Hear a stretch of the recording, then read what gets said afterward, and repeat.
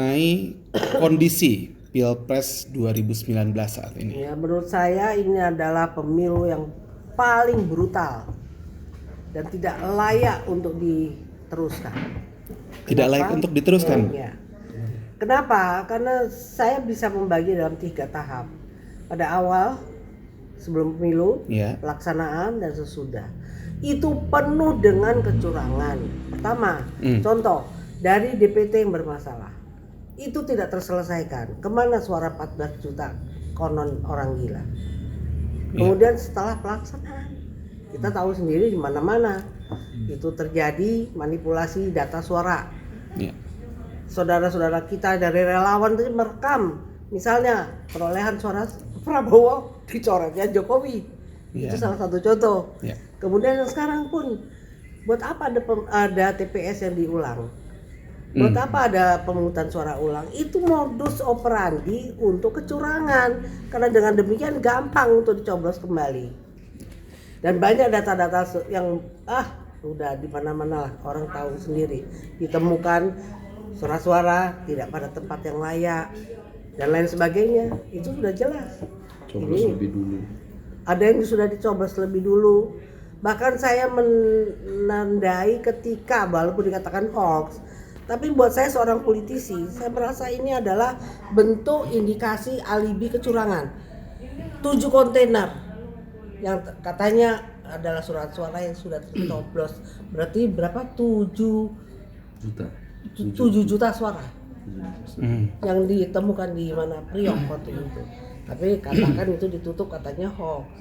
Tapi indikasi-indikasi ini menurut saya sudah cukup untuk mengatakan bahwa pemilu ini harus segera ambil langkah konklusi didiskualifikasi untuk pasangan nomor 01. Diskualifikasi nih Bu, hasilnya, bukan perhitungan ulang atau pemilihan ulang. Tidak, perhitungan ulang akan membahayakan.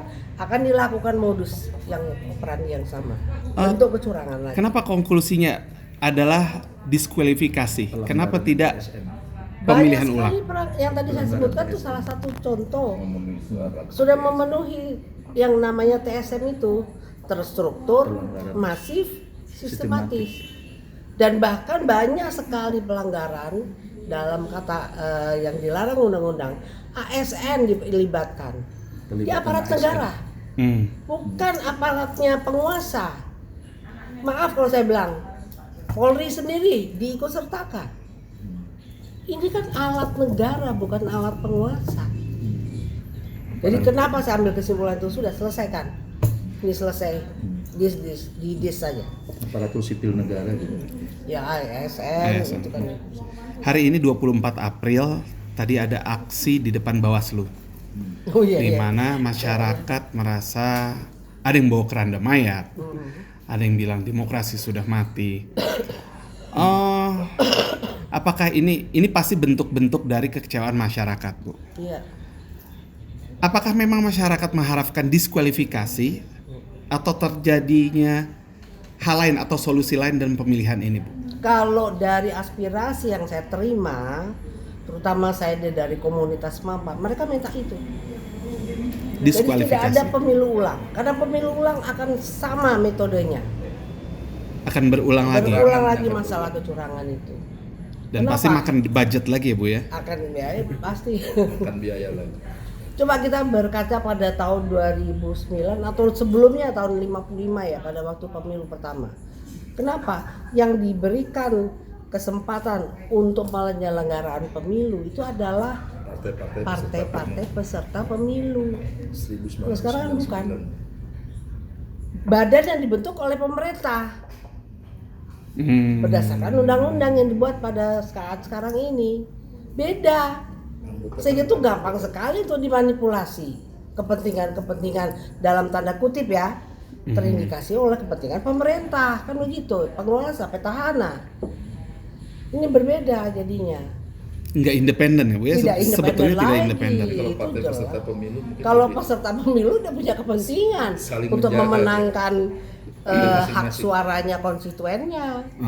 Tapi kalau ini ya petahana, apalagi yang sekarang ini dengan undang-undang nomor berapa 6 ya yang katanya hanya 2 paslon. Ibu, kemarin sudah ada hasil quick count, tapi akhirnya hasil quick count ditutup. Jadi kita bisa mereview hasil real count di website KPU. Apakah hasil real count yang ada di website KPU bisa Ibu percaya? Tidak.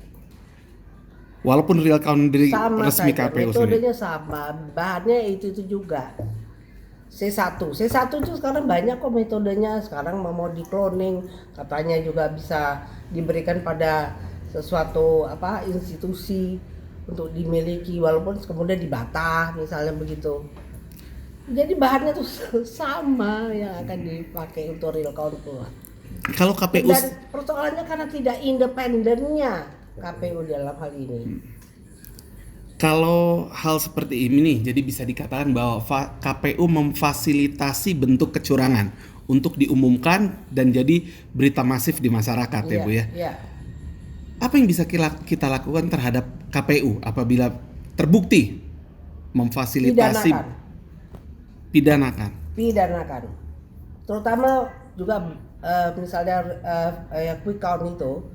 Jika terbukti. Lembaga survei yang itu apabila terbukti dia mengambil sampelnya 2000 dia upload begitu rupa, itu bisa dipidanakan. Itu mengelabui masyarakat. Belum selesai penghitungan suara, KPU sendiri mengatakan baru akan diakui setelah KPU dulu kan. Tapi dia belum real count quick count itu mereka upload duluan. Itu bisa dipidanakan. Wah, apabila melakukan kebohongan. Kalau kondisinya jadi seperti ini ya Pak ya Bu ya, KPU tindak independen, memfasilitasi kecurangan, para pemilihannya sendiri juga curang.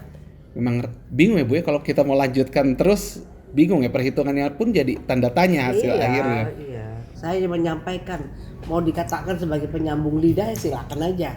Tapi ini adalah hak kedaulatan rakyat yang perlu diperjuangkan dan jangan dimanipulasi suara rakyat itu. Konon Vox Populi, Suara rakyat suara Tuhan. Suara rakyat suara Tuhan. Tolong dihormati itu. Dan itu buat penyadaran bagi seluruh rakyat juga, baik penyelenggara negara. Sudah, stop kecurangan. Itu menurut saya. Tapi Ibu, kalau ada yang bilang Ibu minta diskualifikasi gini, mungkin karena kubu Ibu merasa takut kalah kali. Bukan takut Penghitungan kami kalah. 60%. Ini kita minta keadilan jurdil. Dari awal saya bilang, kami bukannya tidak anti kepada satu bentuk damai, tapi damai ada syaratnya kayak Bung Karno. Saya lebih cinta perdamaian, kemerdekaan daripada perdamaian. Kalau damai tidak merdeka, buat apa saya di situ? Damai tidak jurdil. Ini juga sama, damai tapi tidak jurdil. Apa saya harus memilih damai sementara ketidakadilan berlangsung? Itu make sense. Oke.